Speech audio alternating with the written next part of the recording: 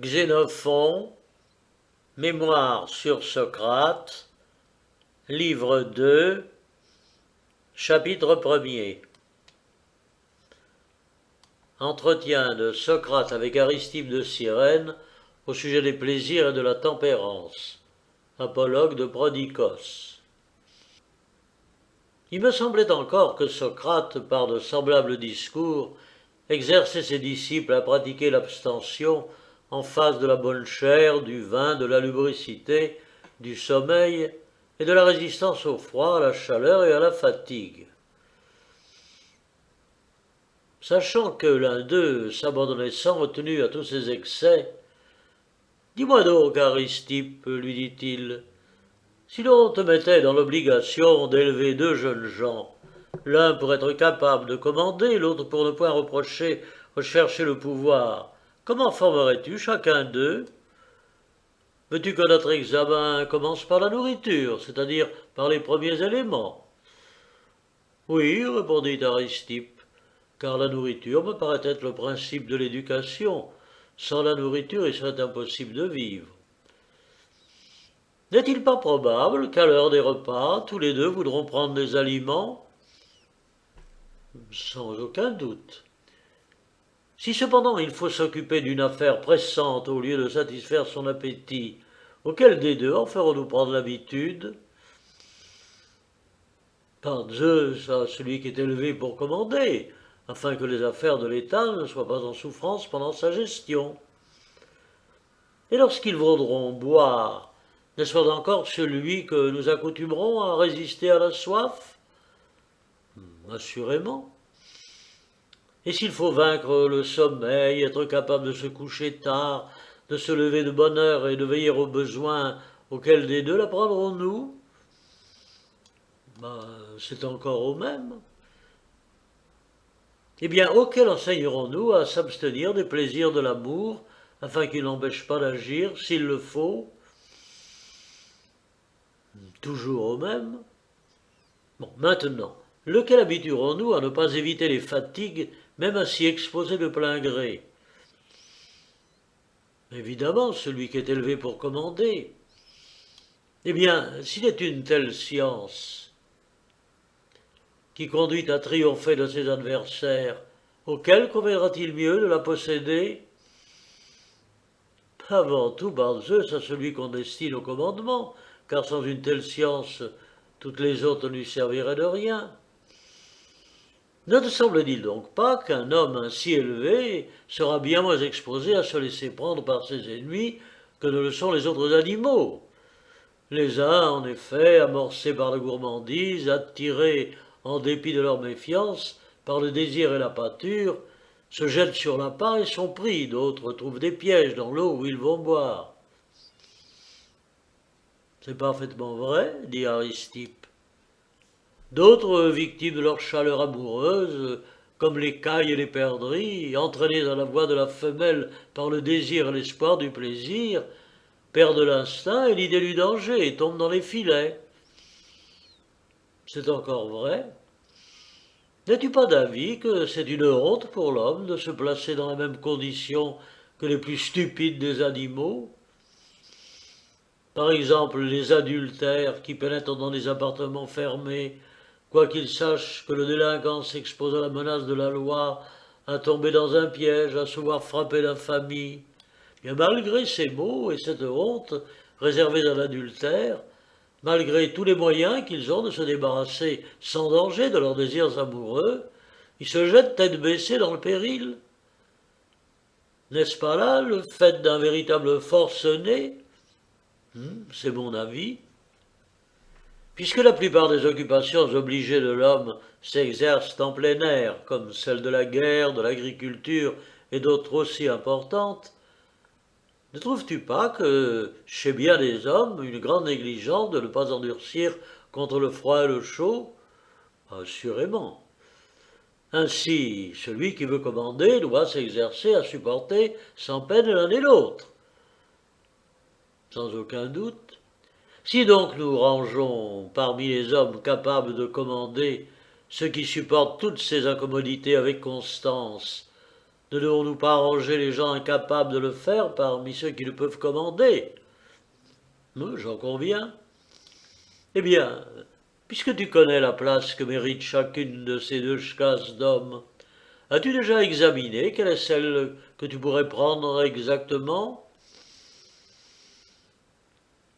Pour moi, dit Aristippe, je suis loin de me ranger parmi ceux qui veulent commander. Il me semble qu'il est tout à fait d'un insensé, quand c'est déjà pour lui une grande affaire de pourvoir à ses besoins, de ne pas se contenter de cela, mais de s'imposer encore la charge de pourvoir à ceux de ses concitoyens. Se refuser à soi-même tant de choses qu'on désire, et se mettre à la tête de l'État pour se voir ensuite appelé en justice parce qu'on n'aura pas fait tout ce que veut la cité, n'est-ce pas là le comble de la folie? Car enfin, les cités présentent se servir de leurs gouvernants comme moi de mes esclaves. Moi, je veux que mes esclaves me préparent en abondance tout ce qui m'est nécessaire, mais qu'ils ne touchent à rien. Et les cités croient que les gouvernants doivent leur procurer toutes sortes de biens dont ils s'abstiendront eux-mêmes. Ceux donc qui veulent se donner beaucoup de peine et en causer aux autres, je les formerai, comme nous l'avons dit, et je les rangerai parmi les gens propres à commander. Mais pour moi, je me range parmi ceux dont le désir est de mener la vie la plus douce et la plus agréable. Alors, Socrate, veux-tu donc que nous examinions qui mène la vie la plus agréable, des gouvernants ou des gouvernés? Volontiers, répondit Aristippe. Et d'abord, parmi les peuples que nous connaissons en Asie, les Perses commandent, les Syriens, les Phrygiens et les Lydiens obéissent. En Europe, les Scythes commandent, les Méotes leur sont soumis. En Libye, les Carthaginois gouvernent, les Libyens sont gouvernés. De ces peuples, lesquels crois-tu vivre le plus agréablement? Et chez les Grecs, parmi lesquels tu te trouves, quels sont ceux qui te paraissent mener la vie la plus agréable, ceux qui commandent ou ceux qui obéissent? Mais moi, dit Aristippe, je n'entends pas non plus me réduire en esclavage. Il me semble qu'il y a une route moyenne où je m'efforce de marcher entre le pouvoir et la servitude. Or, c'est la liberté qui conduit le plus sûrement au bonheur. Très bien, dit Socrate. Mais si ce chemin qui passe entre le pouvoir et la servitude ne passait pas non plus à travers les hommes, ce que tu dis là aurait peut-être quelque valeur. Mais si, vivant au milieu des hommes, tu ne veux ni commander, ni obéir, ni servir de bon gré ceux qui commandent, tu n'ignores pas, je pense, que les plus forts savent faire gémir les plus faibles, soit en masse, soit un à un, et se les asservir. Ne vois-tu pas comme ils coupent les moissons que d'autres ont semées, les arbres qu'ils ont plantés, comme ils livrent toute espèce d'assaut aux faibles et à ceux qui refusent de servir, jusqu'à ce qu'ils les aient amenés à préférer l'esclavage à une lutte avec de plus forts? Et parmi les particuliers, ne sais-tu pas que les courageux et les puissants asservissent à leur profit les impuissants et les lâches? Oui, aussi moi, pour n'en point passer par là, je ne m'enferme pas dans une cité, mais je suis étranger partout. Alors, Socrate, oh, voilà certes un artifice merveilleux que tu nous proposes. Car les étrangers, depuis que Sinis, Scyros et Procuste sont morts, ne sont plus maltraités de personne. Mais aujourd'hui, les gouvernements portent des lois dans leur patrie pour se mettre à l'abri de la justice. Ils se créent, en dehors de ce qu'on nomme les liens naturels, des amis qui leur servent d'auxiliaires. Ils entourent les villes de remparts, rassemblent des armées pour repousser les agressions injustes, et se ménagent même des alliances en dehors. Cependant, toutes ces précautions ne les garantissent pas de l'insulte. Et toi, qui n'as rien de pareil, qui passes presque tout ton temps sur les grandes routes où se commettent le plus d'attaques, toi qui, dans quelque ville que tu arrives, es moindre que le dernier des citoyens, toi qui te trouves enfin dans une situation où l'on est le plus exposé à l'injustice, Tu t'imagines t'y soustraire grâce à ta qualité d'étranger? Est-ce parce que les villes te garantissent publiquement la sûreté pour entrer et pour sortir que tu as cette confiance? Ou bien crois-tu qu'un esclave de ton espèce ne serait utile à aucun maître? Qui voudrait en effet avoir dans sa maison un homme qui ne peut en faire et qui se plaît à la vie la plus somptueuse? Or, examinons à ce propos comment les maîtres en usent avec de tels serviteurs. Ne corrigent-ils pas leur gourmandise par la faim? Ne les empêche-t-il pas de voler en mettant sous clé tout ce qu'ils pourraient prendre? De fuir en les chargeant de liens? Leur paresse n'est-elle pas réduite au travail par les coups? Mais plutôt, comment fais-tu toi-même quand tu t'aperçois que tu as un domestique de cette trempe? Je lui inflige toutes les corrections jusqu'à ce que je l'ai contraint à servir. Mais Socrate, ceux qui sont élevés pour le métier de roi, que tu m'as l'air de regarder comme l'honneur, en quoi diffèrent-ils de ceux qui souffrent par nécessité, s'ils se condamnent volontairement à endurer la faim, la soif, le froid, l'éveil et les autres fatigues? Pour moi, je ne vois pas où est la différence que, de mon gré ou non, un fouet me déchire la peau ou que mon corps, que je veuille ou non, subisse toute espèce d'assaut. N'est-ce pas être fou par-dessus le marché que de subir volontairement ces souffrances? Quoi donc, Aristippe, dit Socrate, ne vois-tu pas cette différence entre les maux volontaires et ceux qui ne le sont pas? Que celui qui consent à endurer la faim peut manger dès qu'il le voudra, et que celui qui s'est condamné à la soif peut boire dès qu'il le veut, et de même pour tout le reste. Mais l'homme qui souffre par nécessité, peut-il, quand il le veut, cesser de souffrir? D'ailleurs, celui qui souffre volontairement se console de ses maux par une douce espérance, comme on voit les chasseurs supporter gaiement les fatigues par l'espoir d'une capture. Et encore est-ce bien peu de choses qu'une pareille récompense de ses peines. Mais ceux qui travaillent pour avoir de bons amis ou pour triompher de leurs ennemis, pour se fortifier le corps et l'âme, et par ce moyen bien conduire leur maison, faire du bien à leurs amis, rendre service à leur patrie, comment ne pas croire qu'avec de tels objets devant les yeux, ils supportent avec plaisir toutes les fatigues et qu'ils aient une vie heureuse, contents d'eux-mêmes, loués et enviés des autres hommes? Il y a plus. Les habitudes de mollesse et les plaisirs faciles ne peuvent, au dire des gymnastes, donner au corps une bonne complexion, ni faire pénétrer dans l'âme aucune connaissance estimable. Au contraire, les exercices qui veulent de la constance nous conduisent à de belles et bonnes actions, comme le disent les grands hommes.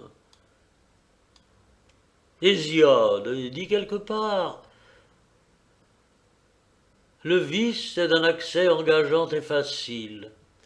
La route en est unie et près du voyageur. Mais devant la vertu, debout est la sueur que les dieux ont commise à ce poste sublime. Et d'abord le sentier qui conduit à la cime est âpre, raboteux, difficile à tenir. Mais en gagnant le haut, on le voit s'aplanir. Et Picard rend aussi le même témoignage dans ce vers: le bonheur est un bien que nous vendent les dieux. Et dans un autre endroit, il dit encore: méchant, fuis la mollesse, ou bien crains la douleur. Le sage Prodicos, dans son ouvrage sur Hercule, dont il a fait plusieurs lectures publiques, exprime les mêmes idées sur la vertu. Voici à peu près ce qu'il dit, autant que je me le rappelle. Il raconte qu'Hercule, à peine sorti de l'enfance, à cet âge où les jeunes gens, déjà maîtres d'eux-mêmes, laissent voir s'ils entreront dans la vie par le chemin de la vertu ou par celui du vice, se retira dans la solitude et s'assit incertain sur la route qu'il allait choisir. Deux femmes de haute taille se présentent à ses yeux. L'une décente et noble, le corps paré de sa pureté naturelle, les yeux pleins de pudeur, l'extérieur modeste, les vêtements blancs. L'autre, chargée d'embonpoint et de mollesse, la peau fardée pour se donner une apparence de couleur plus blanche et plus vermeille, cherchant par son maintien à paraître plus droite qu'elle ne l'est naturellement, les yeux largement ouverts, une parure étudiée pour faire briller ses charmes, se contemplant sans cesse, observant si quelque autre la regarde et tournant souvent la tête afin de voir son ombre. Arrivée plus près d'Hercule, tandis que la première conserve la même démarche, la seconde, voulant la prévenir, court vers le jeune héros et lui dit « Je te vois, Hercule, incertain de la route que tu dois suivre dans la vie. Si tu veux me prendre pour ami, je te conduirai par la route la plus agréable et la plus facile. Tu goûteras tous les plaisirs et tu vivras exempt de peine. D'abord, tu ne t'occuperas ni de guerre ni d'affaires, mais tu ne cesseras d'examiner quel mets et quelle boisson t'agrée le plus, les objets qui peuvent réjouir tes yeux et tes oreilles, flatter ton odorat ou ton toucher, quelles affections auront le plus de charme pour toi, comment tu dormiras avec le plus de mollesse, comment, avec le moins de peine, tu pourras te procurer toutes ces jouissances. Si jamais le soupçon te vient de manquer de ce qui est nécessaire pour te donner des douceurs, ne crains pas que je t'engage à travailler et à peiner du corps et de l'esprit pour les acquérir. Tu tireras profit du labeur des autres et tu ne t'abstiendras de rien de ce qui pourra t'apporter quelques gains. Car je donne à ceux qui me suivent la faculté de prendre leurs avantages partout. » Hercule, après avoir entendu ces mots, « Femme, dit-il, quel est ton nom ?»« Mes amis, répond-elle, me nomment la Félicité, et mes ennemis, pour me donner un nom odieux, m'appellent la Perversité. » Alors l'autre femme, s'avançant, « Je viens aussi vers toi, Hercule, dit-elle. Je connais ceux qui t'ont donné le jour et dès ton enfance, j'ai pénétré ton caractère. Aussi j'espère, si tu prends la route qui mène vers moi, que tu seras un jour l'auteur illustre de beaux et glorieux exploits, et que moi-même je me verrai plus honoré et plus considéré par les hommes vertueux. Oh, je ne t'abuserai point par des promesses de plaisir, mais je t'exposerai ce qui est avec vérité et tel que les dieux l'ont établi. Ce qu'il y a de réellement honnête et beau, les dieux n'en accordent rien aux hommes sans peine et sans soin. Mais si tu veux que les dieux te soient propices, il faut rendre hommage aux dieux. Si tu veux que tes amis te chérissent, tu dois faire du bien à tes amis. Si tu désires qu'un pays t'honore, tu dois rendre service à ce pays. Si tu souhaites que la Grèce tout entière admire ta vertu, tu dois essayer d'être utile à la Grèce. Si tu veux que la terre te donne ses fruits en abondance, tu dois cultiver la terre. Si tu préfères t'enrichir par les troupeaux, tu dois prendre soin des troupeaux. Si tu aspires à devenir grand par la guerre, si tu veux rendre libres tes amis et triompher de tes ennemis, tu dois apprendre l'art de la guerre auprès de ceux qui la possèdent et t'exercer à mettre en pratique leurs leçons. Si tu veux acquérir la force du corps, tu dois habituer ton corps à se soumettre à l'intelligence et l'exercer par les travaux et les sueurs. La perversité reprenant alors, au dire de Prodicos, « Comprends-tu, Hercule, dit-elle, combien est pénible et longue la route du bonheur que cette femme vient de te tracer? Mais moi, c'est par un chemin facile et court que je te conduirai au bonheur. » Alors la vertu, « Misérable, s'écrie-t-elle, quel bien possèdes-tu donc? Quel plaisir peux-tu connaître, toi qui ne veux rien faire pour les acheter? Tu ne laisses pas même naître le désir, mais rassasié de tout avant d'avoir rien souhaité, tu manges avant la faim, tu bois avant la soif. Pour manger avec plaisir, tu es à la piste des cuisiniers. Pour boire avec plaisir, tu te procures des vins à grands frais, et pendant l'été, tu cours, cherchant de la neige de toutes parts. Pour goûter un sommeil agréable, tu te procures non seulement des couvertures moelleuses, mais des lits penchés sur des supports flexibles. car ce n'est pas la fatigue, mais l'oisiveté qui te fait désirer le sommeil. En amour, tu provoques le besoin avant de l'éprouver. Tu emploies 1000 artifices et tu te sers des hommes comme des femmes.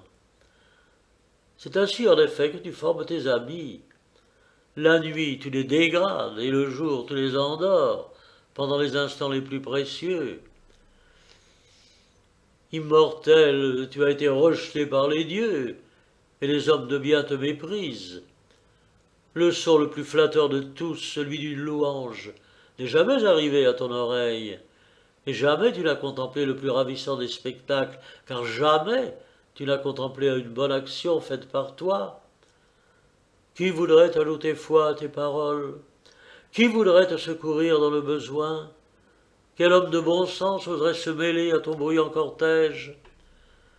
Ceux qui te suivent, s'ils sont jeunes, ont un corps impuissant, vieux, une âme abrutie, alourdis durant leur jeunesse par un embonpoint fruit de l'oisiveté, ils sont amaigris par une vieillesse laborieuse.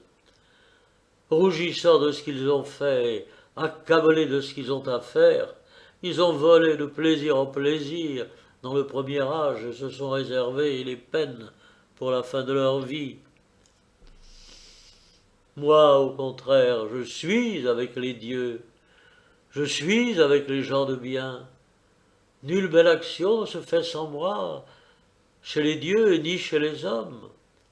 Plus que personne, je reçois des dieux et des hommes de légitimes honneurs, compagne chérie du travail de l'artisan, gardienne fidèle de la maison du maître, protectrice bienveillante du serviteur, aimable associée dans les travaux de la paix, alliée constante dans les fatigues de la guerre, intermédiable dévouée de l'amitié.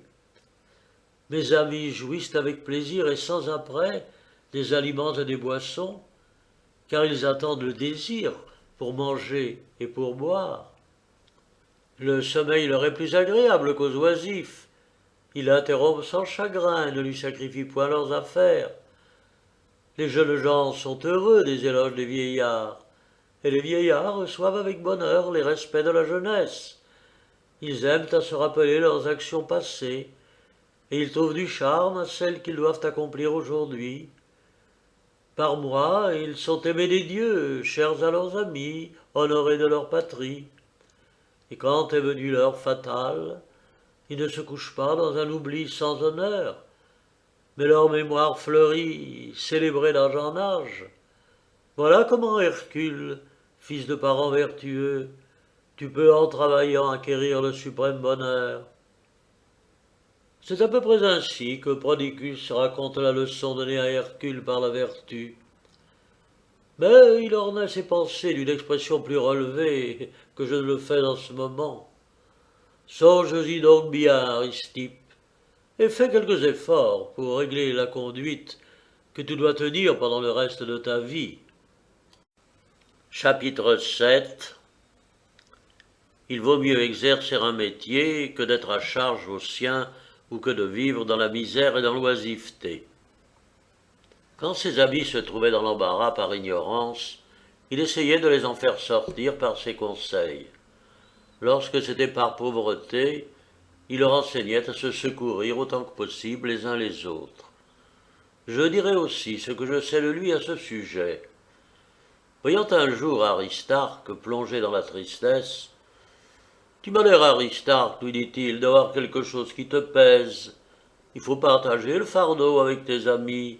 Peut-être trouvons-nous moyen de te soulager. » « Ma foi, Socrate, répondit Aristarque, je suis dans un grand embarras. Depuis que la ville est en sédition et qu'un grand nombre de citoyens se sont retirés au Pirée, mes sœurs, mes nièces, mes cousines, qui se trouvaient abandonnées, se sont sauvées chez moi, si bien que nous sommes à la maison 14 personnes de condition libre. Nous ne retirons rien de la terre, car les ennemis en sont devenus maîtres, ni de nos maisons, puisque la ville est presque sans habitants. Personne n'achète de meubles, on ne trouve nulle part à emprunter de l'argent. C'est au point qu'il serait plus facile, en cherchant, de rencontrer de l'argent dans la rue, qu'un prêteur qui vous en fournit. Oh, il est bien triste, Socrate, de voir autour de soi des parents dans la détresse. Il est impossible de faire vivre tant de monde dans de pareilles circonstances.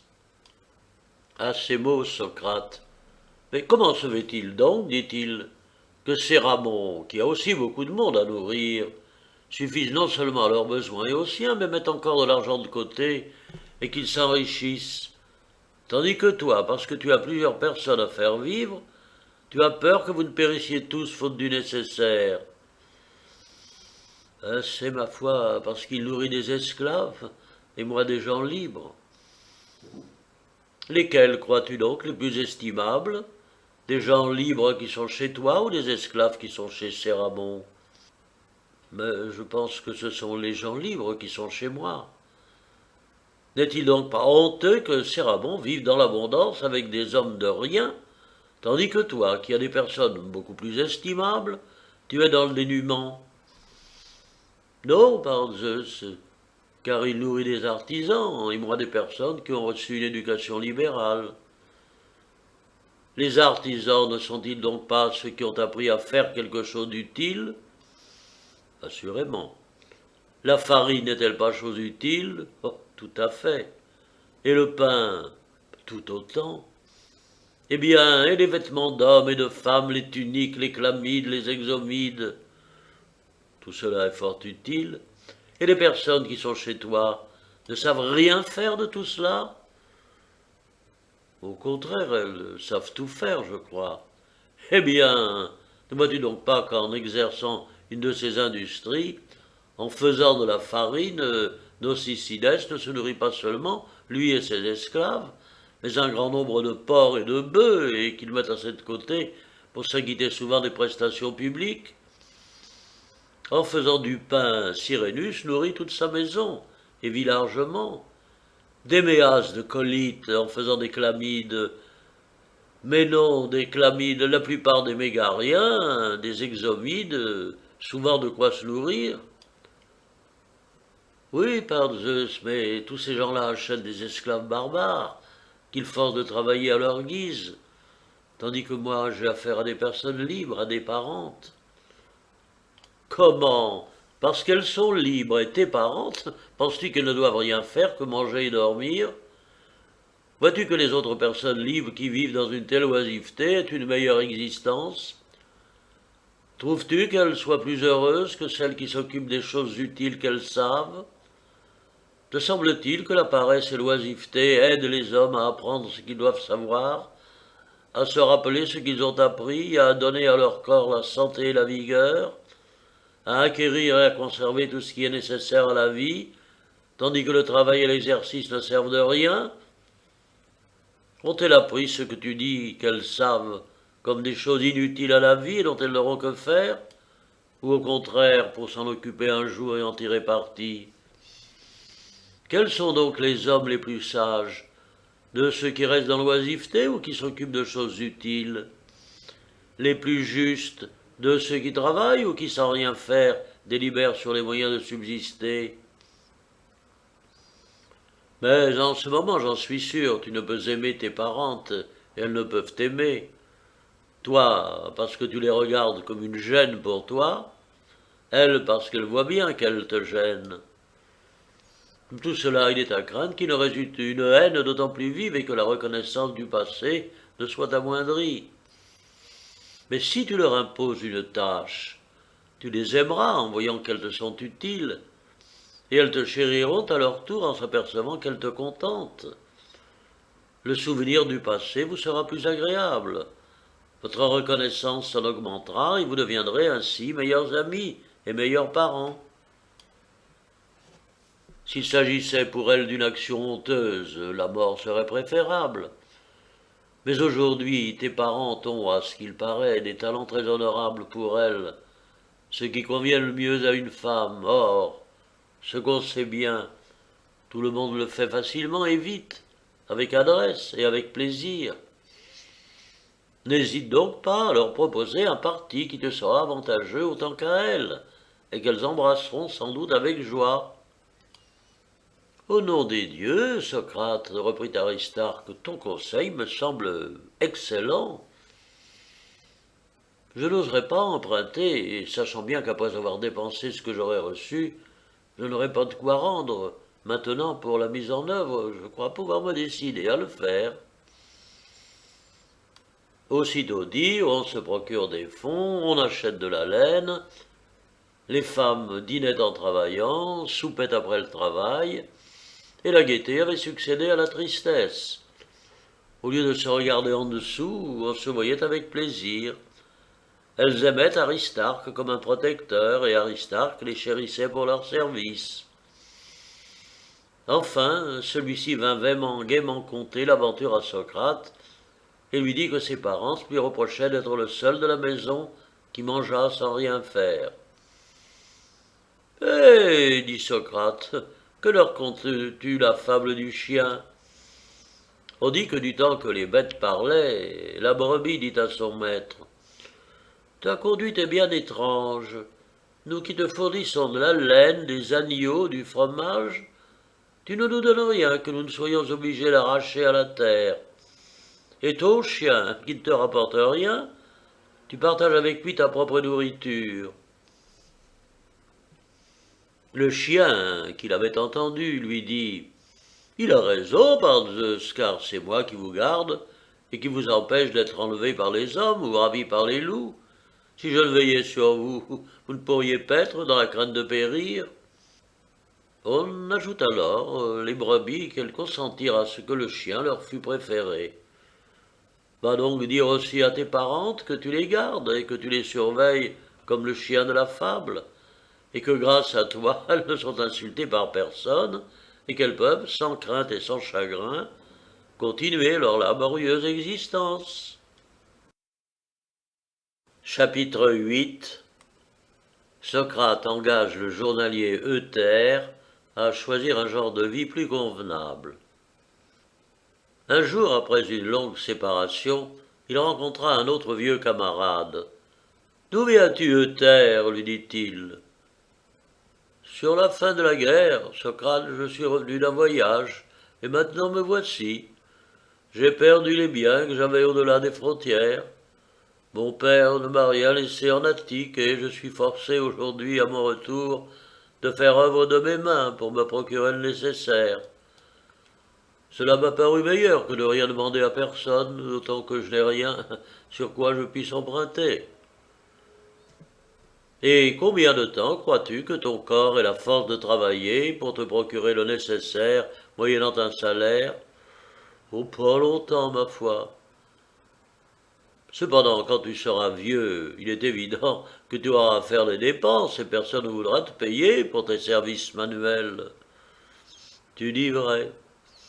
Ne vaudrait-il donc pas mieux t'occuper dès à présent de travaux qui puissent encore te soutenir dans ta vieillesse?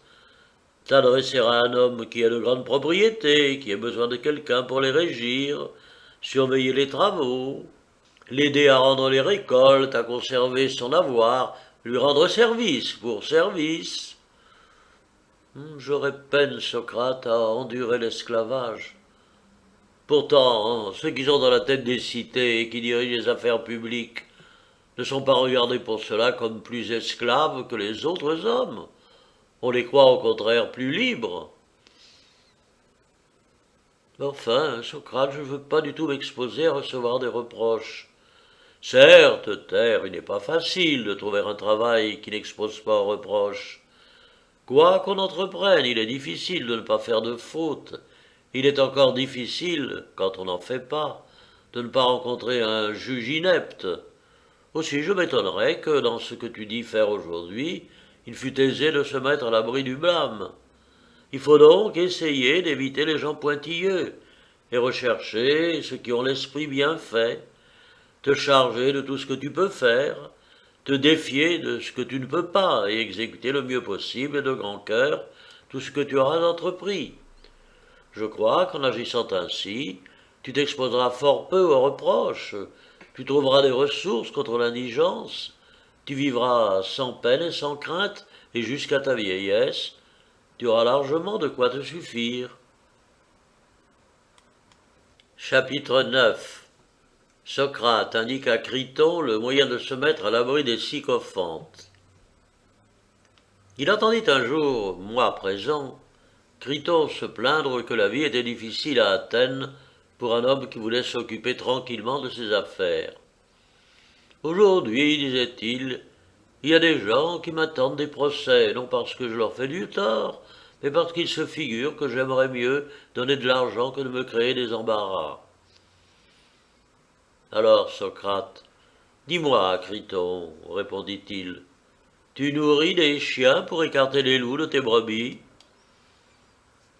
Certainement, je trouve plus d'avantage à en nourrir qu'à n'en point avoir. Ne consentirais-tu donc pas à nourrir aussi un homme qui voulut et qui put écarter de toi ce qui essaie de te nuire? Volontiers, si je ne craignais qu'il ne se tournât aussi contre moi. Et quoi, ne vois-tu pas qu'il y a plus d'agrément et de profit à servir un homme tel que toi qu'à s'en faire un ennemi? Sache bien qu'il n'y a ici nombre de ces hommes qui ambitionneraient de t'avoir pour ami. À la suite de cet entretien, il trouve Archédème, citoyen capable de penser et d'agir, mais pauvre. Ce n'était pas en effet un homme à tirer parti de tout. Il aimait le bien, il avait l'âme trop haute pour se laisser corrompre par l'argent des sycophantes. Dès lors, toutes les fois que Criton rapportait du blé, de l'huile, du vin, de la laine ou quelques provisions, des choses nécessaires que fournit la campagne, il en donnait une partie à Archédème. Lorsqu'il offrait un sacrifice, il l'invitait et ne le négligeait en aucune de ses rencontres. Ainsi Archédème, qui regardait la maison de Criton comme un refuge assuré, s'attacha complètement à lui. Il eut bientôt découvert que les sycophantes qui poursuivaient Criton étaient chargés de crimes et avaient de nombreux ennemis. Il en appela un en justice, par devant le peuple, pour être condamné à une punition corporelle ou à une amende. Cet homme, qui avait la conscience de ses méfaits, mit tout en œuvre pour se débarrasser d'Archédème. Mais Archédème ne le lâcha point qu'il n'eût laissé Criton en paix et qu'il ne lui donnait à lui-même quelque argent. Archédème se conduisit de la même manière dans plusieurs circonstances semblables.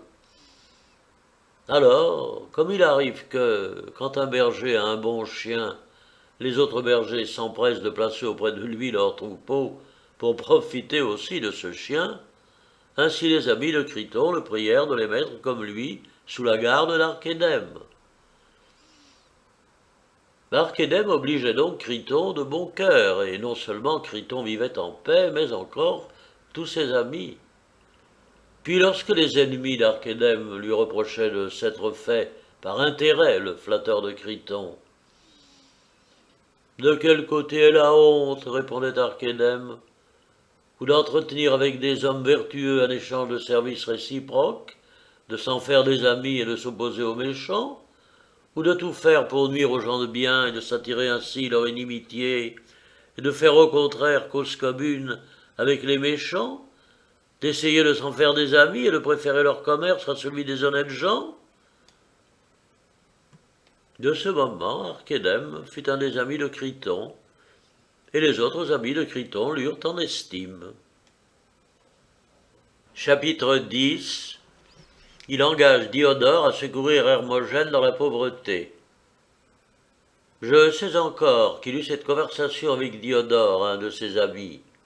« Dis-moi, Diodore, si un de tes esclaves prenait la fuite, chercherais-tu à le ravoir ? » « Ah, et même, par Zeus, j'y engagerais les autres en faisant annoncer une récompense pour qui le ramènerait. » « Eh bien, si un de tes esclaves tombait malade, n'aurais-tu pas soin de lui, n'appellerais-tu pas des médecins pour l'empêcher de mourir ? » ?»« Oui, certes. »« Et si un homme de ta connaissance, bien plus utile que tes esclaves, courait risque de périr de besoin, ne penses-tu pas qu'il serait de ton devoir de t'occuper de lui, de le sauver ?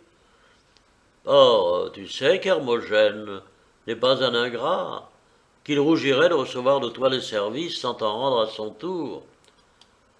Cependant, un homme qui te servirait de bon gré, avec dévouement et constance, qui serait toujours prêt à exécuter tes ordres, et non seulement prêt à les exécuter, mais à agir de lui-même, à prévenir et à prévoir, cet homme-là, je crois, vaudrait un grand nombre d'esclaves. Les bons économes recommandent, quand une denrée précieuse est à bas prix, de saisir l'occasion de l'acheter. De même, par le temps qui court, on peut, à peu de frais, se procurer de bons amis. Alors, Diodore, tu as raison, Socrate, dit-il.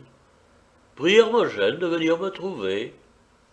Non, par Zeus, je n'en ferai rien, car je pense qu'au lieu de l'appeler, il sera mieux de ta part d'aller vers lui, et qu'il n'ira pas plus que toi cette démarche.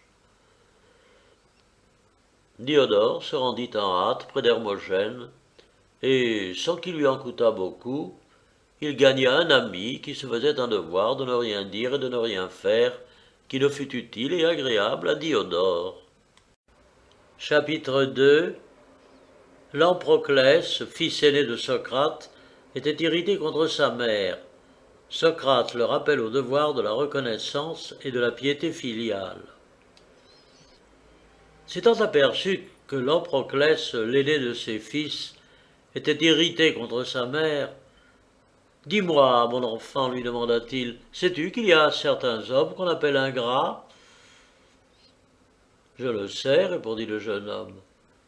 Sais-tu donc aussi ce qu'ils font pour recevoir ce nom ? Oui, on appelle ingrats ceux qui ont reçu des bienfaits et qui, le pouvant, n'en témoignent pas de reconnaissance. Ne vois-tu pas que l'on range les ingrats parmi les hommes injustes ? Je le vois.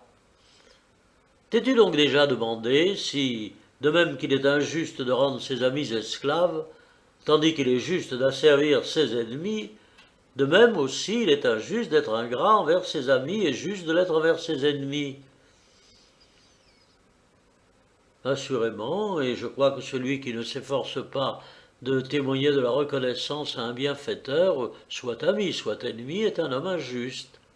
Eh bien, s'il en est ainsi, l'ingratitude est donc une pure injustice. Lamproclès en convint. Et un homme est d'autant plus injuste qu'il se montre ingrat après avoir reçu plus de bienfaits.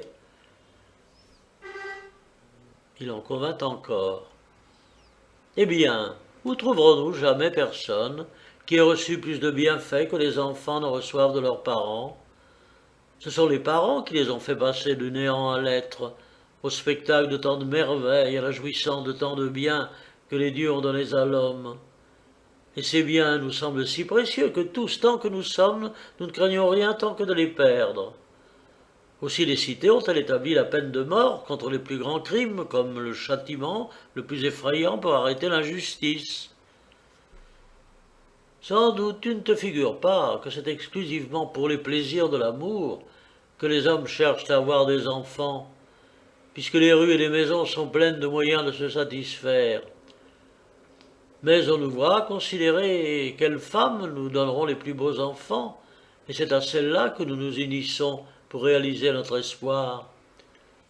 L'époux nourrit donc avec lui celle qui l'aide à devenir père. Il amasse davantage pour ses futurs enfants tout ce qu'il croit devoir leur être utile durant leur vie, et il en fait la plus ample provision possible. La femme reçoit et porte ce fardeau qui l'alourdit et qui met ses jours en péril. Elle donne à son enfant une part de sa propre substance, puis, après une gestation et un enfantement plein de douleur, elle nourrit et soigne sans aucun retour un enfant qui ne sait pas de qui lui viennent ses soins affectueux, qui ne peut pas même faire connaître ce dont il a besoin, tandis que la mère cherche à deviner ce qui lui convient, ce qui peut lui plaire, et qu'elle le nourrit jour et nuit, au prix de 1000 fatigues, et sans savoir quel gré la paiera de ses peines. Mais c'est peu de nourrir les enfants. Dès qu'on les croit en âge d'apprendre quelque chose, les parents leur communiquent toutes les connaissances utiles qu'ils possèdent eux-mêmes, ou bien ce qu'ils croient un autre plus capable de leur enseigner. Ils les envoient à l'apprendre auprès de lui, sans épargner la dépense ni les soins, mais faisant tout pour que leurs fils deviennent des meilleurs possibles.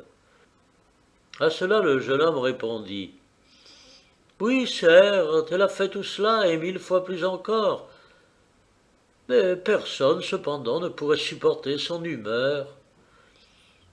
Alors Socrate: Crois-tu donc, dit-il, que l'humeur sauvage d'une bête soit plus insupportable que celle d'une mère? Non, vraiment, du moins d'une mère telle que la mienne. Est-ce que par hasard, elle t'aurait fait quelque morsure ou lancé une ruade, comme tant de gens reçoivent des bêtes? Mais par Zeus, elle dit des choses qu'on ne voudrait pas entendre au prix de la vie. Et toi, dit Socrate, combien depuis ton enfance ne lui as-tu pas causé de désagréments insupportables, et de paroles et d'actions, et le jour et la nuit? Combien de soucis ne lui ont pas donné tes maladies? Oui, mais du moins je ne lui ai jamais rien dit, jamais rien fait dont elle eût à rougir. Quoi donc? Dois-tu trouver de plus pénible d'entendre ce qu'elle te dit, qu'il ne l'est aux comédiens d'écouter les injures qu'ils se prodiguent mutuellement dans les tragédies? Mais, à mon avis, comme ils ne pensent pas que celui qui les injurie pour leur infliger une peine, ni que celui qui les menace pour leur faire du mal, ils endurent facilement ce qu'on leur dit. Et toi, qui sais bien que ta mère, quoi qu'elle te dise, le dit sans songer à mal, mais qu'elle voudrait te voir aussi heureux que personne, tu t'irrites contre elle? Crois-tu donc que ta mère soit pour toi une ennemie? Non, certes, je ne le crois pas. Alors, Socrate, eh bien, cette mère qui t'aime, qui prend de toi tous les soins possibles quand tu es malade, afin de te ramener à la santé et que rien ne te manque, qui en outre prie les dieux de te prodiguer leurs bienfaits et s'acquitter des vœux qu'elle a faits pour toi, tu te plains de son humeur? Pour moi, je pense que si tu ne veux pas supporter une telle mère, tu ne peux supporter rien de bon. Mais dis-moi, crois-tu qu'il faille avoir des égards pour quelqu'un, ou ne chercher à plaire à personne, n'obéir à personne, ni à un stratège, ni à n'importe quel magistrat? Oui, par Zeus, il faut obéir. Eh bien, dit Socrate, tu veux sans doute plaire à ton voisin, afin qu'il t'allume ton feu au besoin, qu'il te rende quelques bons offices, et qu'en cas d'accident, il te porte volontiers le prompt secours. Sans doute. Et quoi, un compagnon de voyage, de navigation ou tout autre, est-il indifférent pour toi de l'avoir pour ami ou pour ennemi, ou bien crois-tu qu'on doive se donner la peine de gagner sa bienveillance? Oui, vraiment. Quoi donc?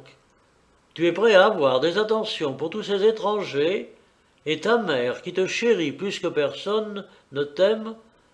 Tu ne crois pas lui devoir des égards? Ne sais-tu pas que l'État n'a point souci de toutes les autres ingratitudes, qu'il ne les poursuit point et qu'il laisse en paix les obligés qui ne témoignent pas de reconnaissance, tandis que celui qui ne respecte pas ses parents, il le frappe d'un châtiment, d'une déchéance, et l'exclut des magistratures, persuadé que les sacrifices publics ne sauraient être saintement offerts par un pareil sacrificateur, et qu'il n'y a pas d'action belle et honnête qui puisse être faite par un tel homme. Et par Zeus, si un citoyen n'a pas honoré la tombe de tes parents qui ne sont plus, l'État lui en demande compte dans les enquêtes ouvertes sur les futurs magistrats.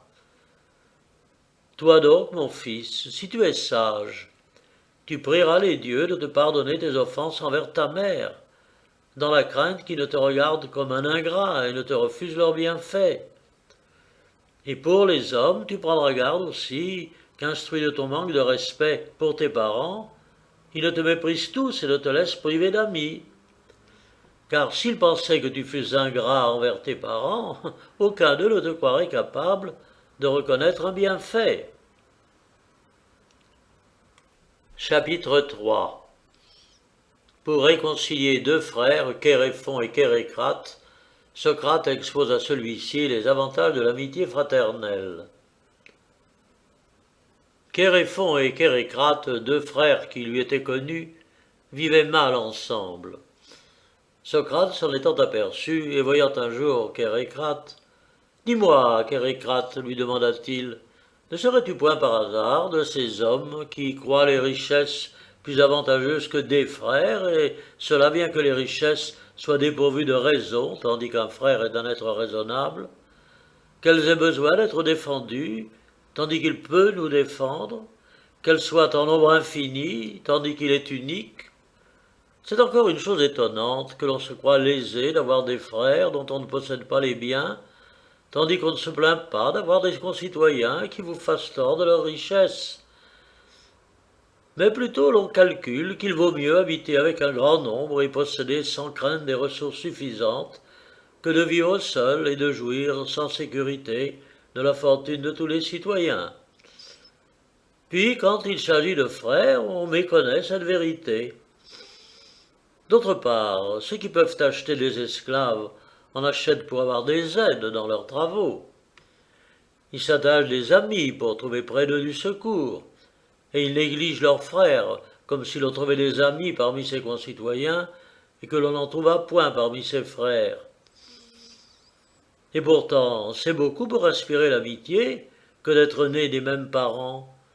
C'est beaucoup d'avoir été nourris ensemble, puisque les animaux eux-mêmes ont une sorte de tendresse pour ceux qui ont été nourris avec eux. D'ailleurs, les autres hommes respectent plus ceux qui ont des frères que ceux qui n'en ont point, et ils osent moins s'attaquer à eux. Alors, Kérécrate. Certes, Socrate, dit-il, si le désaccord était léger, il serait juste de supporter son frère et de ne pas se mouiller de lui pour de faibles motifs, car c'est, comme tu le dis, un grand bien qu'un frère, lorsqu'il est tel qu'il doit être. Mais quand il s'en faut du tout au tout, quand on trouve en lui absolument le contraire, le moyen de tenter l'impossible. Alors Socrate, voyons, Kérécrate, dit-il, Kéréphon déplaît-il à tout le monde comme il te déplaît, ou bien y a-t-il des personnages auxquels il agrée? Ben c'est précisément pour cela, Socrate, que j'ai raison de le haïr. Il sait plaire aux autres, mais moi, partout où il se trouve, il me nuit par ses actions et ses paroles, au lieu de m'être utile. Ne se peut-il pas, reprit Socrate, que, semblable à un cheval qui fait mal au cavalier inhabile qui essaie d'en user, un frère fasse mal à un frère inhabile qui essaye d'en user? Mais comment, moi, repartit Kérécrate, ne serais-je point usé de mon frère, quand je sais répondre à de bonnes paroles par de bonnes paroles, à de bons offices par de bons offices? Cependant, si quelqu'un essaie de me chagriner par ses paroles et par ses actions, je ne saurais lui dire une bonne parole, ni lui rendre un bon office. Je n'essaierai même pas. Alors, Socrate, tes discours sont étrangers, Kérécrate. Ils sont vraiment très étranges. Si tu avais un chien qui garda bien tes troupeaux et caressa tes bergers, mais qui gronda à ton approche au lieu de te mettre en colère, tu essaierais de l'adoucir par de bons traitements. Et ton frère, que tu avoues être un grand bien dès lors qu'il est disposé pour toi comme il doit l'être, toi qui te prétends un homme capable de bien dire et de bien agir, tu n'essaies pas de mettre tout en œuvre pour te concilier son affection? Alors Kérécrate, je crains, Socrate, dit-il, de ne pas avoir assez de sagesse pour rendre Kéréphon tel qu'il doit être envers moi. Mais cependant, dit Socrate, il me semble que tu n'as pas besoin d'employer des artifices nombreux et extraordinaires. Il suffit de ce que tu sais pour le gagner et de valoir son estime. Pourquoi ne t'empresses-tu pas de me dire, si tu me connais pour cela, quelques filtres dont je ne sais point en possession? Dis-moi, si tu voulais amener quelqu'un de ta connaissance offrant un sacrifice à t'inviter à dîner, que ferais-tu? Ben évidemment, je commencerai par l'inviter moi-même lorsque je sacrifierai. Et si tu voulais engager un de tes amis lorsque tu ferais un voyage à s'occuper de tes affaires, que ferais-tu? Évidemment, j'essaierais à m'occuper le premier des siennes quand il ferait un voyage. Et si tu voulais disposer un étranger à te recevoir lorsque tu irais dans sa ville, que ferais-tu? Évidemment, je serai le premier à le recevoir quand il viendrait à Athènes. Et si je désirais qu'il m'aidât à terminer les affaires pour lesquelles je serais venu, évidemment, je serais le premier à faire pour lui la même chose. Ainsi, tu connais tous les filtres qui sont au pouvoir des hommes, et tu en faisais mystère depuis longtemps. Craindrais-tu donc de te déshonorer si tu prévenais ton frère par de bons traitements? Cependant, regarde comme un homme digne de tous éloges celui qui sait le premier nuire à ses ennemis et servir ses amis. Si Kéréphon m'avait paru plus prompt que toi à donner l'exemple de ses bonnes dispositions, j'aurais essayé de l'amener à faire les premiers pas pour gagner ton amitié. Mais maintenant, il me semble que tu serais plus capable de commencer cette œuvre. Alors, Kérécrate, en vérité, Socrate, dit-il, tu tiens des discours étranges. Tu dis des choses qui ne sont pas dignes de toi. Tu veux que moi, qui suis le plus jeune, je fasse les premières démarches? Mais cependant, chez tous les hommes, c'est le contraire qui a force de loi. L'aîné passe le premier en tout, soit pour l'action, soit pour la parole. Comment, dit Socrate, n'est-ce pas le plus jeune qui doit, selon l'usage établi partout, céder le pas à l'aîné lorsqu'il le rencontre, se lever de son siège, lui faire les honneurs d'un lit de repos moelleux, lui laisser la parole? N'hésite pas, mon bon, essaie d'adoucir ton frère, et bientôt il se rendra complètement. Ne vois-tu pas comme il est noble et généreux? Les petites âmes ne se laissent prendre qu'à force de présents, mais les hommes bons et vertueux, c'est avant tout par des marques d'amitié que sont les attaches. Alors Kérécrate, mais si malgré ce que je fais, il ne devient pas meilleur pour moi? Que risques-tu donc, reprit Socrate, sinon de faire voir que tu es un honnête homme et un bon frère, tandis qu'il est vil et indigne de bienveillance? Mais je ne pense pas qu'il arrive rien de tel. Je crois que dès qu'il se sentira provoqué à cette lutte, il rivalisera avec toi pour te surpasser en bonnes paroles et en bons procédés. Maintenant, en effet, vous êtes dans la situation où se trouveraient les deux mains que Dieu a faites pour s'aider mutuellement, si elles oubliaient cette destination pour se faire obstacle, ou les deux pieds faits par une intention divine pour agir de concert, si contrairement à ce but ils cherchaient à s'entraver l'un l'autre. Ne serait-ce pas le comble de l'ignorance et de la folie de tourner à notre dommage ce qui a été fait pour notre utilité? Eh bien, il me semble que Dieu, en créant deux frères, avait en vue leur utilité réciproque, plus encore que celle des mains, des pieds, des yeux et du reste, dont il a donné aux hommes le couple fraternel.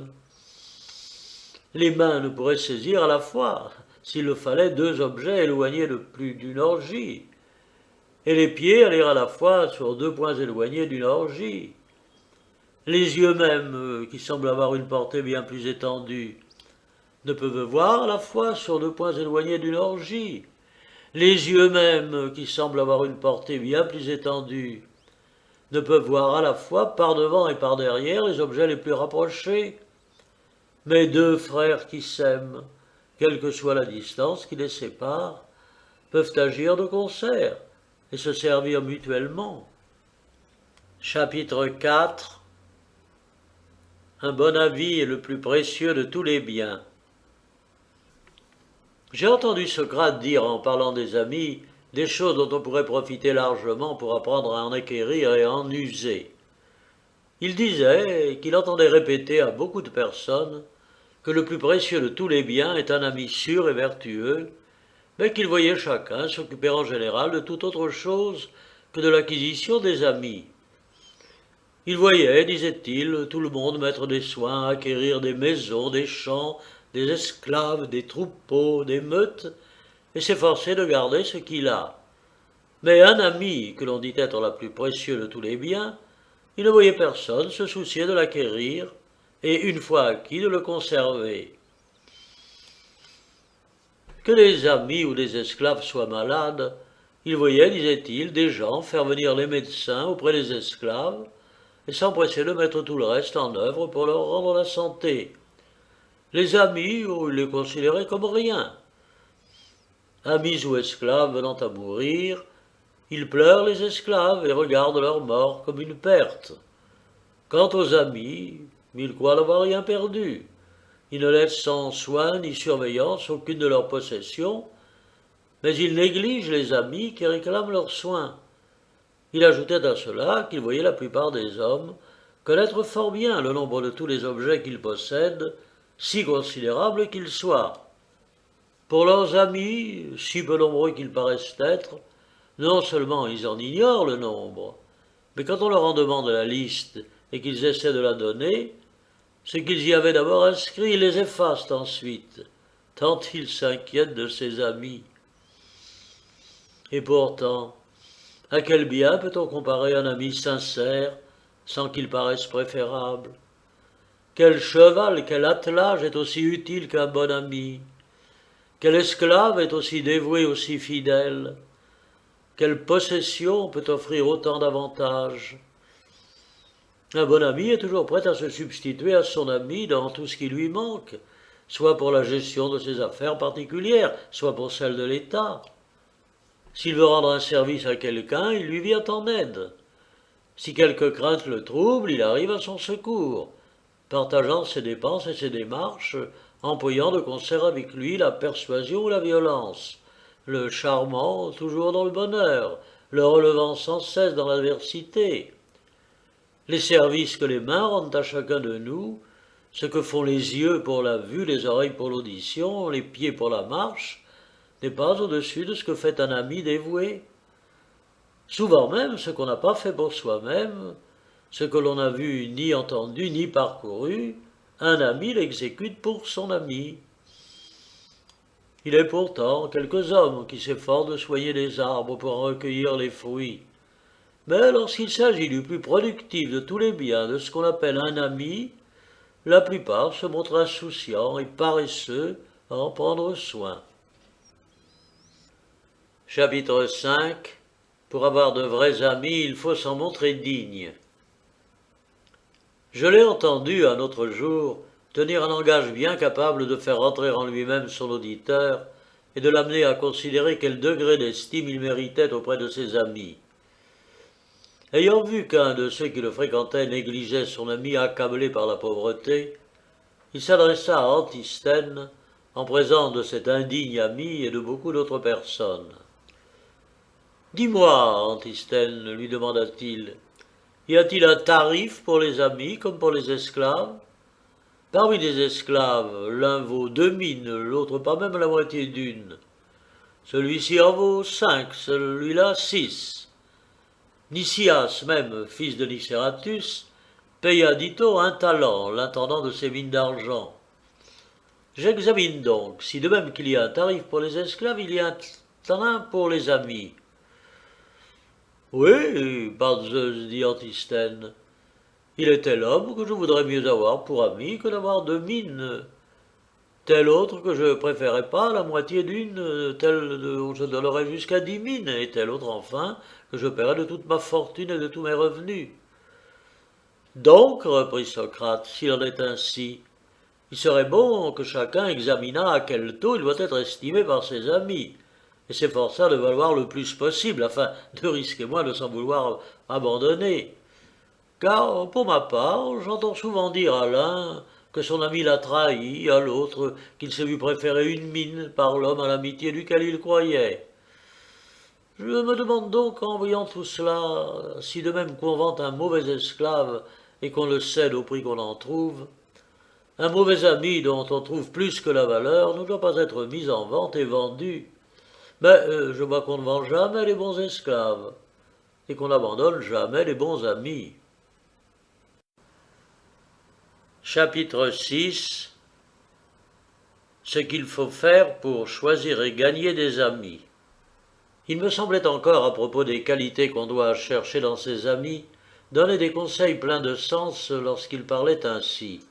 « Dis-moi, Critobule, si nous avions besoin d'un bon ami, que faudrait-il considérer d'abord » Avant tout, ne devrions-nous pas chercher un homme qui sût commander à son ventre, à son amour de la boisson, à la lubricité, au sommeil, à la paresse? Car celui qui obéit à tous ses penchants ne saurait rien faire d'utile, ni à lui-même, ni à un ami. Par Zeus, il en est incapable. Il te semble donc qu'il faudrait s'éloigner d'un homme asservi par de telles passions?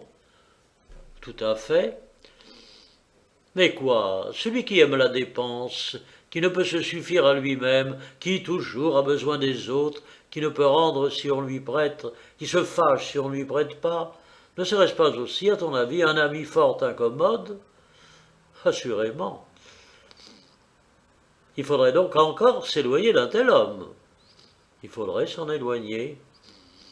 Et maintenant, celui qui sait augmenter sa fortune, mais qui désire entasser de grandes richesses et qui par cela même se montre difficile en affaires, aime à recevoir et ne veut rien entendre. Oh, celui-là, dit Critobule, me paraît encore pire que le précédent. Eh bien, celui qui a la passion de thésauriser et qui n'a jamais d'autre préoccupation que de savoir par où gagner, il faut aussi s'en éloigner, ce me semble, car il serait inutile à un ami. Et maintenant, le querelleur, qui veut faire à ses amis une foule d'ennemis, oh, c'est un homme à fuir par Zeus. Mais l'homme qui, sans avoir aucun de ses défauts, se laisse faire du bien sans songer à payer de retour, celui-là aussi serait inutile. Mais Socrate, quel est donc l'homme que nous devons rechercher pour ami? Celui, je pense, qui a les qualités contraires, maître de ses appétits sensuels, fidèle à ses serments, accommodant en affaires, plein d'émulation à ne pas rester en arrière avec ceux qui lui font du bien, mais à servir qui le sert. Mais comment donc Socrate reconnaître en lui ses qualités avant de le mettre à l'épreuve? Pour juger les statuaires, dit-il, nous ne nous en rapportons point à leurs paroles, mais si nous en voyons un qui a déjà exécuté de belles statues, nous nous en fions à lui pour la bonne exécution des autres. Veux-tu donc dire que si un homme s'est bien conduit avec les amis qu'il a déjà eus, il est évident qu'il se conduira de même avec ceux qu'il aura dans la suite? Oui, un écuyer que j'aurais déjà vu bien conduire les chevaux me semblerait capable d'en conduire bien d'autres. Soit, mais lorsqu'un homme nous a paru digne de notre amitié, comment nous en faire un ami? Avant tout, dit Socrate, il faut consulter les dieux et voir s'ils nous conseillent de nous en faire un ami. Eh bien, reprit Critobule, si notre choix est confirmé par le consentement des dieux, peux-tu me dire comment il faut se mettre à la chasse de notre ami? Par Zeus, ce ne sera ni à la piste comme le lièvre, ni à la pipée comme les oiseaux, ni de force comme les ennemis. Car de prendre un ami contre son gré, c'est une rude affaire. Il est difficile de le retenir, même avec des liens, comme un esclave. De pareils traitements nous feraient des ennemis plutôt que des amis. Alors comment donc nous faire des amis?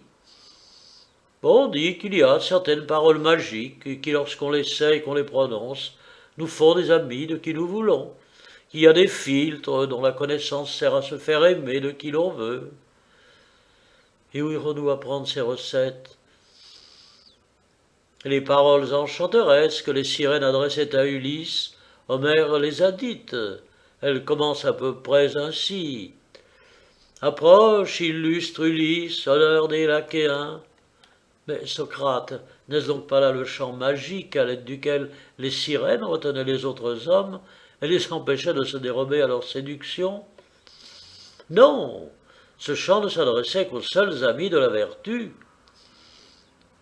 Tu m'as l'air de dire qu'il faut enchanter les hommes par des paroles telles que les louanges qu'ils entendent ne leur paraissent pas une raillerie.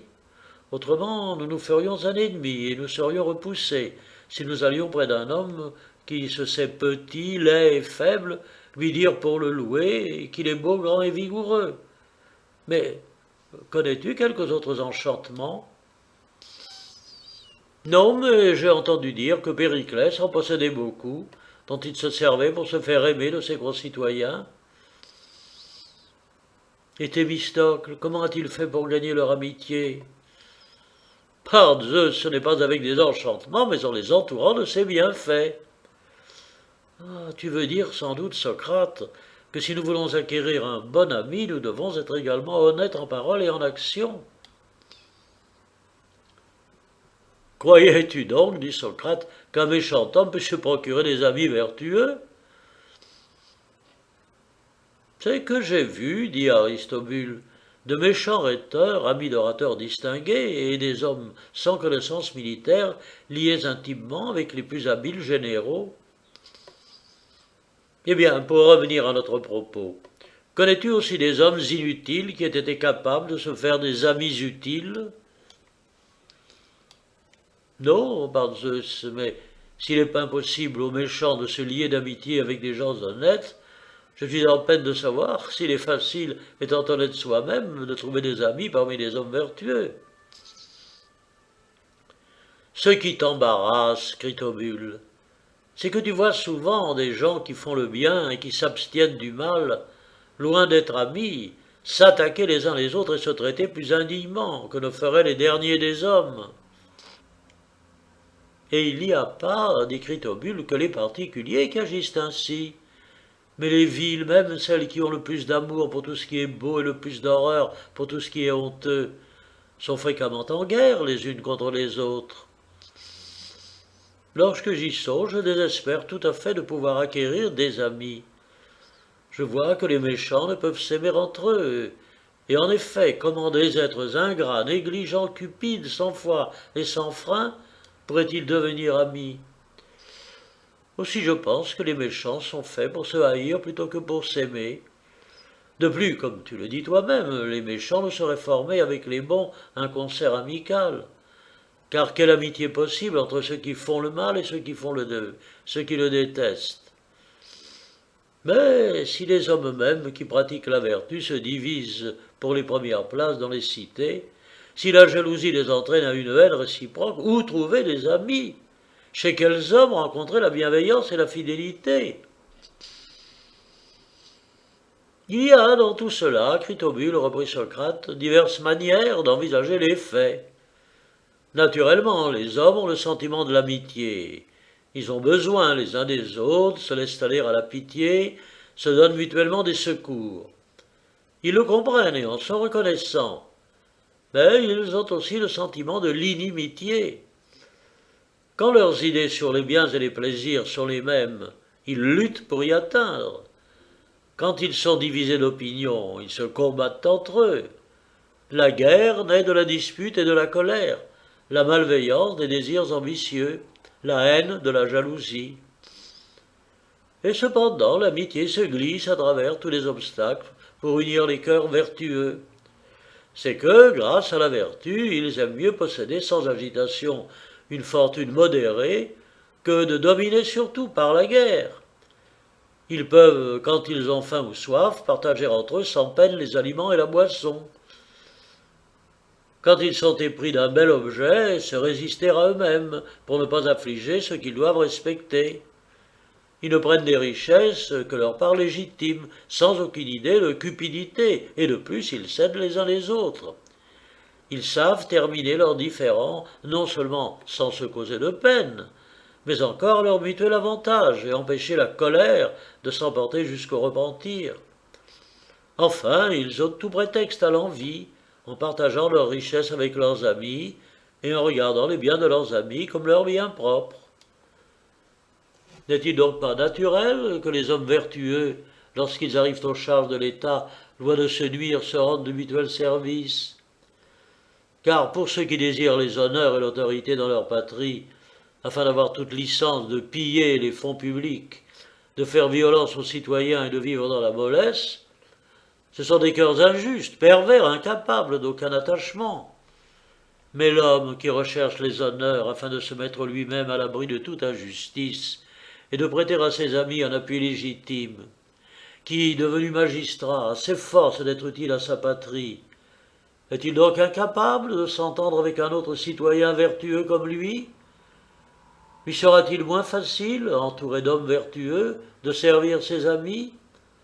Sera-t-il moins puissant pour faire du bien à sa patrie quand il sera soutenu par les honnêtes citoyens? Il est évident que dans les combats gymniques, s'il était permis aux plus forts de se réunir pour marcher contre les plus faibles, ils seraient vainqueurs dans toutes les luttes et remporteraient tous les prix. Or, on ne permet pas de procéder ainsi. Mais si, dans les luttes politiques où les hommes vertueux ont le dessus, on n'empêche pas un citoyen d'unir ses efforts à ceux d'un autre citoyen pour le bien de sa patrie, comment n'est-il pas avantageux, quand on a part au gouvernement, de s'attacher d'excellents amis et de les avoir dans tout ce qu'on fait, pour associés et pour appui, plutôt que pour antagonistes? C'est encore une chose évidente que si l'on a une lutte à soutenir, on aura besoin d'alliés, et en nombre d'autant plus grand qu'on aura à combattre contre des hommes de mérite et de vertu. Or, il faut faire du bien à ceux qui veulent devenir vos alliés, afin de leur donner du courage. Et alors, il vaut beaucoup mieux faire du bien à un petit nombre d'hommes vertueux qu'à un plus grand nombre de méchants, puisqu'il faut rendre aux méchants beaucoup plus de service qu'aux gens de bien. Sois donc sans crainte, Critobule. Essaie de devenir bon, et une fois bon, mets-toi à la poursuite des cœurs vertueux. Peut-être pourrais-je bien t'aider quelque peu dans cette poursuite, étant un homme qui s'entend à aimer. Il est étonnant, quand j'envie l'amitié de quelqu'un, comme je m'emploie à lui inspirer la même affection que je ressens pour lui, à lui faire partager mon désir, à lui faire aimer mes relations amicales. Je vois que tu auras aussi besoin de cette science lorsque tu voudras former quelque liaison. Ne me cache donc pas ce que tu voudras avoir pour ami. Le soin que je mets à plaire à qui me plaît m'a donné, je crois, une certaine expérience de la chasse aux hommes. Alors, Critobule, c'est là, Socrate, une science que je brûle depuis longtemps de connaître, surtout si elle me sert également avec ceux qui ont la beauté de l'âme et ceux qui ont la beauté du corps. Mais, Critobule, repartit Socrate, ma science ne va pas jusqu'à n'avoir qu'à tendre la main pour arrêter ceux qui sont beaux. Je sais que les hommes fuyaient expressément Scylla, parce qu'elle jetait la main sur eux, tandis que les sirènes, qui au lieu de jeter les mains sur personne, charmaient de loin tout le monde, arrêtaient, dit-on, et séduisaient tous les auditeurs. Eh bien, dit Cristobule, je ne jetterai les mains sur personne. Si donc tu as quelque chose à me dire sur le moyen de gagner des amis, parle. Jamais, dit Socrate, tu ne mettras bouche contre bouche. Oh, sois tranquille, je ne presserai plus mes lèvres sur les lèvres de quelqu'un s'il n'est beau. Me voilà tout de suite, Critobule, faisant le contraire de ce qu'il faut. Ceux qui sont beaux ne souffrent pas volontiers ces libertés, mais ceux qui sont laids les tolèrent, convaincus qu'on les croit beaux sous le rapport de l'âme. Alors, Critobule, eh bien, mes baisers, en allant trouver ceux qui sont beaux, ne s'adresseront qu'à ceux qui sont bons. Sois donc tranquille et dis-moi l'art de chasser aux amis. Alors, Socrate, quand tu voudras te lier avec quelqu'un, tu me laisseras te dénoncer à lui dire que tu l'admires et que tu désirais être son ami. Mais dénonce-moi, dit Critobule. Je sais que personne ne déteste la louange. Et si je t'accuse en outre d'éprouver une bienveillance née de ton admiration pour lui, ne croiras-tu pas que je te calomnie? Bon, loin de là, car j'éprouve moi-même de la bienveillance pour ce que je suppose en éprouver pour moi. Je pourrais donc dire tout cela selon tu voudras gagner l'amitié. Et si tu m'autorises à dire encore que tu prends soin de tes amis, que ton plus grand bonheur est d'en avoir de vertueux, que tu es fier de leurs belles actions comme si c'étaient les tiennes, que tu es heureux de leur prospérité comme de la tienne propre, que pour assurer leur bien aucune peine ne rebute ta patience, que tu as pour maxime que la vertu d'un homme est de vaincre ses amis en bienfait, ses ennemis en outrage, je crois que je pourrais être un auxiliaire fort utile dans ta chasse aux bons amis. Mais pourquoi donc, repartit Critobule, me parler ainsi, comme si tu ne pouvais pas dire de moi tout ce que tu veux? Non, par Zeus, je ne le puis. Moi qui un jour ai entendu dire à Aspasie que les bonnes entremetteuses, en ne disant que la vérité, réussissent fort bien à marier les hommes, tandis que leurs folles louanges ne servent de rien, attendu que les époux trompés se détestent mutuellement et maudissent l'entremetteuse. Or, je suis convaincu qu'elle a raison, et je crois de pouvoir, lorsque je parlerai de toi, te donner aucune louange qui ne soit vraie. Ainsi, Socrate, tu es assez mon ami pour m'aider à en trouver si j'ai quelques qualités pour en avoir. Sinon, tu ne voudrais rien imaginer, rien dire dans mon intérêt. Penses-tu donc, Critobule, que je te servirais mieux en te donnant de fausses louanges qu'en t'engageant à faire des efforts pour être homme de bien? Si cela n'est pas évident pour toi, juge-en par ce que je vais te dire. Supposons que j'aille faire un faux éloge de toi à un pilote dont je voudrais te rendre l'ami, lui dire que tu es un bon timonier et que ce pilote, plein de confiance en moi, remette son vaisseau à tes mains, qui n'ont jamais tenu un gouvernail. Aurais-tu quelque espérance de ne pas te perdre en même temps que le vaisseau? Si de même, à force de mensonges, je te persuadais collectivement à toute la ville de s'abandonner à toi comme un bon général, un savant jurisconsulte, un habile politique, à quel mot, crois-tu, ne serais-tu pas exposé et n'exposerais-tu pas l'État? Si enfin j'engageais isolément quelques citoyens à te confier la gestion de leurs biens, après leur avoir dit faussement que tu es un intendant économe et soigneux, une fois mis à l'épreuve, ne serais-tu pas à la fois un fléau et un être ridicule? Eh bien, Critobule, le chemin le plus court, le plus sûr, le plus honorable, si tu veux avoir le bruit d'être honnête homme, c'est de mettre tout en œuvre pour le devenir. Tout ce que les hommes appellent vertu, la réflexion t'en convaincra, s'augmente par l'étude et par l'exercice. Pour ma part, Critobule, je crois que c'est de ce côté qu'il faut diriger notre chasse. Si tu es d'un autre avis, apprends-le-moi.